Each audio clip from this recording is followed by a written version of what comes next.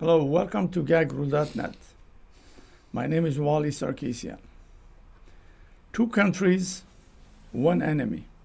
Greek and Armenia, or Greece.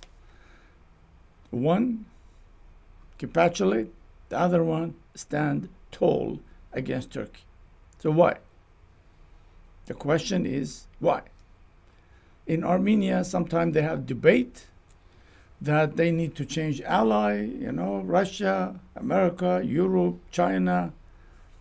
Is it really the ally makes different or the leadership?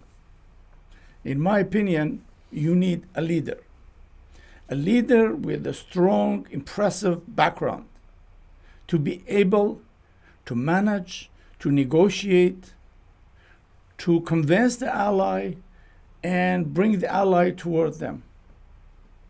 That's a leadership. The lack of leadership in Armenia was the consequence of loss of the war. All right, so the choice the Greek made and the choice Armenian made.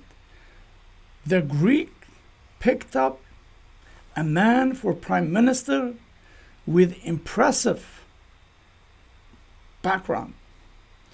If you read his biography, it's just amazing. The higher education, economic background, and all of that. And we're going to show you in a minute, you could see both the Greek and Armenian. Yet in Armenian case, if you look the biography of Pashinyan, it's mostly lousy journalist, jail, street protest, school even they kicked him out because of his violent behavior. He used this Levon Petrosyan political party, ANC. Through that, he was able to get to parliament because he couldn't do it by his own. So he has nothing accomplished. No negotiating skill, never start business or run business or manage business. Has no military background, didn't even serve in the military. While the Greek prime minister, he was working in London. He left, he came, he did his Hellenic military work, right? So this is the problem. This is the problem of people, the problem of voters. The Pashinyan basically fool Armenian people with one word: corruption. And for 3 years, he could not even find anything.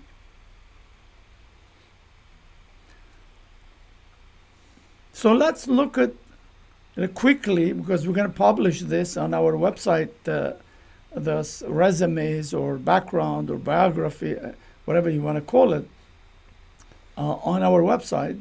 But I'm just going to show you quickly this so impressive, this Greek prime minister, and then we'll go on into other things. The Greece, the Armenian. Why Greece? Let me just show you this here if I still have it. Yeah. See, Greece, what they did. Okay, let's go first to this.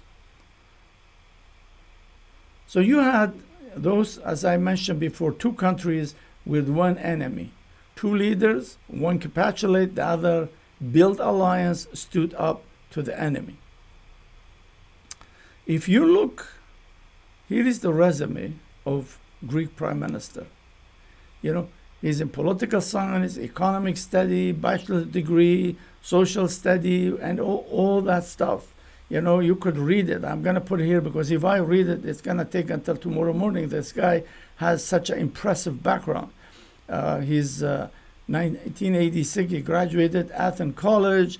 In 1990, he attended Harvard University. He earned a bachelor's degree, a social study, receiving Hooper Prize from, you could read and read and read and read and read parliamentary activities. You could read about it, political and social activity, professional career, and he worked as a financial analyst at the corporate finance division of Chase Bank in London. 91, 92, returned to Greece and joined Hellenic Army to fulfill his mandatory national service obligation. Following completion of postgraduate study, he was employed by the consultancy of McKinsey and Company in London, focusing on primary on telecommunication and financial service. Man, you could go on, you could read and read and read and read. Pashinyan is there too. You could go read. A lousy journalist, that's all he did. That's it. Nothing else. Has nothing else. You see, Greece, why I give you an example of Greece? Because, as I showed you here, both countries has the same enemy. But the difference between Greece is, although Greece is member of NATO, he never relied on that. This is what I'm saying. It's not the ally. It is the leader. He went around an area. He created alliance with Egypt, Israel, Emirates, France, all those countries. He rebuilt his military. He knows they have an enemy. He didn't kid around. This is why the difference makes when you have someone has an educational background, economic background, political background, not a guy from the street. Pashinyan was from the street. He has nothing, zero. But Armenian voters are so stupid they could not even read about Pashinyan background. They just took this one word. He says corruption. They all agree with it. Speaking about corruption, I travel Armenia every year, twice. I spend months, and I know everything in there. I met such a nice people. When I speak those things, trust me, I speak. Since 2015, every year, twice I go to Armenia. I spend thousands of dollars in Armenia because I thought, why go other place instead go to Armenia? So I was in some fancy restaurant. I met this couple, and I was sitting separately. They asked me to go join them. And so after we talked, I said, but I hear lots of this corruption about Pashinyan says, but so far Pashinyan was about 1 year in business, in power. I said, but we just don't see anything. We just hear. He took a sip of his coffee, light a cigarette. He says, my brother in Armenian, Akhberjan, we are all Talanchi. And at first I thought maybe he's joking. I said, what do you mean we are all Talanchi? We're all like corrupt. He said, when Soviet Union collapsed, every one of us, wherever we could put our hand, we stole. I own my house. I never paid a penny for it. Some people had 2 houses. Some people stole the factories. It was like looting. Everybody was looting this country. So corruption, everybody's corrupt, he said. That was the first time I heard from him. He was an actor and well-known writer, all that stuff. See? So this corruption in Armenia, this idiot, he invented. Yes, there was corruption. There was low-level corruption, police and civil servants, because they were poor. They were just coming up. They were just slowly building the country. But Pashinyan capitalized on that, fooled the Armenians, got in the power. Armenian voters, you never checked this guy background. This guy came from the street. 45-year-old, he spent all his life in the street protesting. If he has any expertise, is in that. He fooled you with one word, corruption, and you believed it. Not once, twice you believed it. And this guy the luxury life he live now with a bodyguard and with this. Look at that plane, Mercedes. You think Pashinyan gonna leave? Yeah, when Azerbaijani leader leave, then Pashinyan will leave. When Erdogan leave, then Pashinyan will leave. When the Belarus dictator leave, then he's ain't gonna leave. He's there to stay forever. He corrupted your mind, fool you with his corruption, and he is the biggest corrupt person in Armenia. You brought those street protesters. You gave them the government, the military, the entire apparatus. Don't blame anybody but yourself. Though if you were worried about Kocharian and Sarkisian, you ain't seen anything. This guy is the mother of all dictators. He knows how to do these things. It's your fault. You never read his biography. You never checked who this guy is. He just said to you, corruption. That's it. I got you excited. Believe it. This guy ain't gonna leave these things to go. Never. He has a resort. He has everything. Who knows how many millions of dollars now he has in home. We hear he has homes in Canada and other places. So you to be blamed for it. You Armenian voter, and I have no sympathy for you. Twice you screwed up. Yeah. Obviously, diaspora is going to be saying, oh, well, the Armenian people spoke. So congratulations, Pashinyan. It was like so clean cut, and all those European governments, like, oh, we have election observers. We saw, yeah. If a guy from the street become the prime minister and you, European, your observer, will be able to find out all these tricks and gimmicks this guy does. No way. This guy is a con artist, mother of con artists. No, nobody can catch it. Yeah. It's a very dangerous guy. But, hey, Armenia, that's your problem. See, those of you who says, congratulations, Pashinyan, that means you accept the 4,000 people dead, 10,000 injured, 2/3 of Armenian land lost. 44 days he lied. 45 days he capitulated, signed secret deal.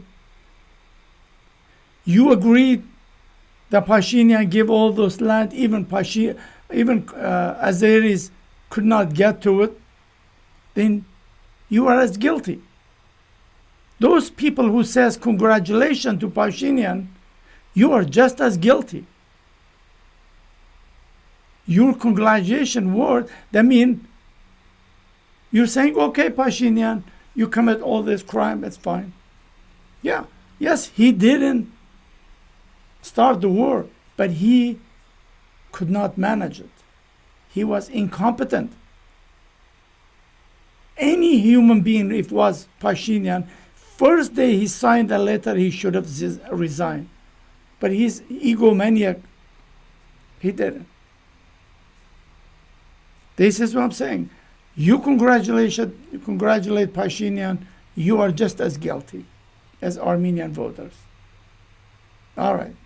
So that's my other things to throw in. So journalist Tatul Hagopian, he wrote, he gave some speech while he was in Washington. It's very interesting so that you understand why Armenia keep changing foreign minister. Everybody resign. There is a reason for it. So let me read it for you. What he said. He says the situation in Armenia, he reflected on the challenging circumstances in which the foreign diplomacy of Armenia found itself following the most recent aggression by Turkey and Azerbaijan. the new foreign minister of Armenia will have to negotiate enormous agreement with Ankara and Baku that may touch upon the elimination of the border, recognition of the territory integrity of Azerbaijan, and possibly that of Turkey. That's why no higher ranking diplomat or politician from the ruling party inner circle is willing to become the Minister of Foreign Affairs. I know that 10 people have already rejected assuming the high position. That's what Tatul said, because his guy is smart. This is the problem, because the secret document Pashinyan signed is so horrible. Even those his people within his circle, they don't want to touch it. So he suggested, I'm going to go read it again. He said the solution to the problem, he think that Prime Minister Pashinyan need to take full responsibility for the situation and assume the position of Foreign Minister of Armenia in addition to the Prime Minister, in order to be fully in charge of the upcoming difficult talk. He cited the precedent of Israeli Netanyahu when he was both foreign minister and things. So this is the problem Pashinyan is facing now, because nobody want to go sign this stuff. You see?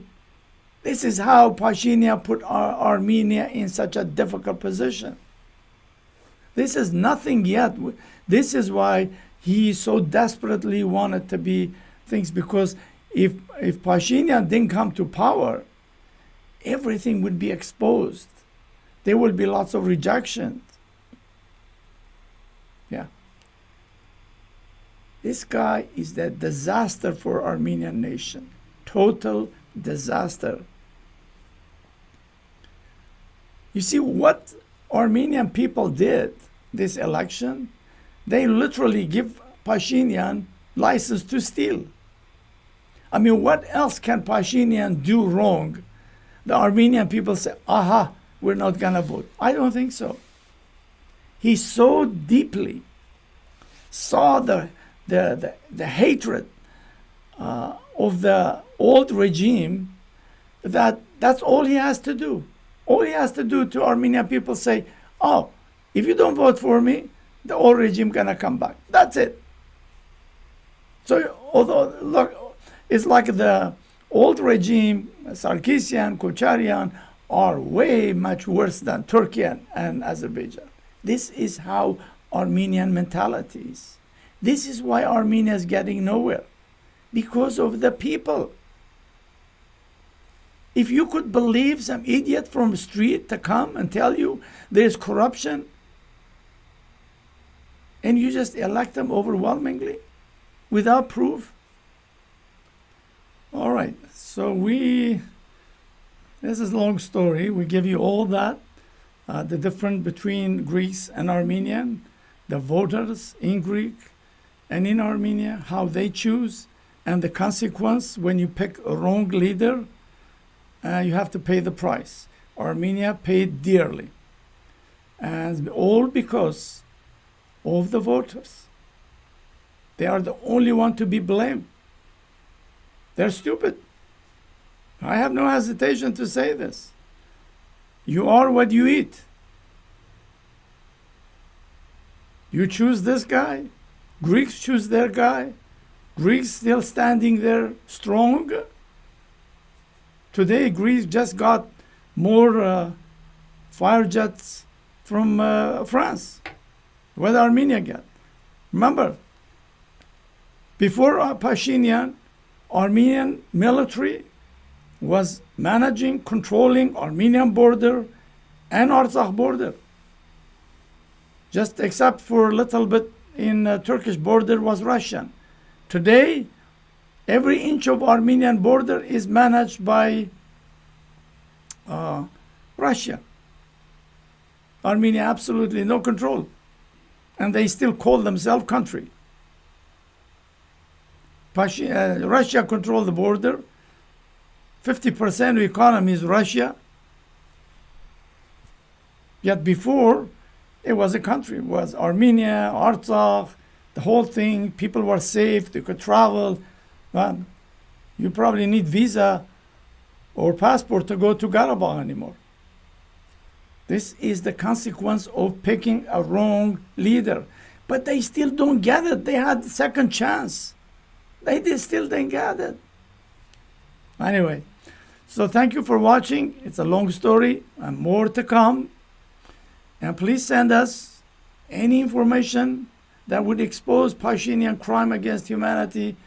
We will look at, digest it, and publish it. And we'd like to thank you very much for putting up with us and your patience. And take care. Have a happy, good day. Thank you.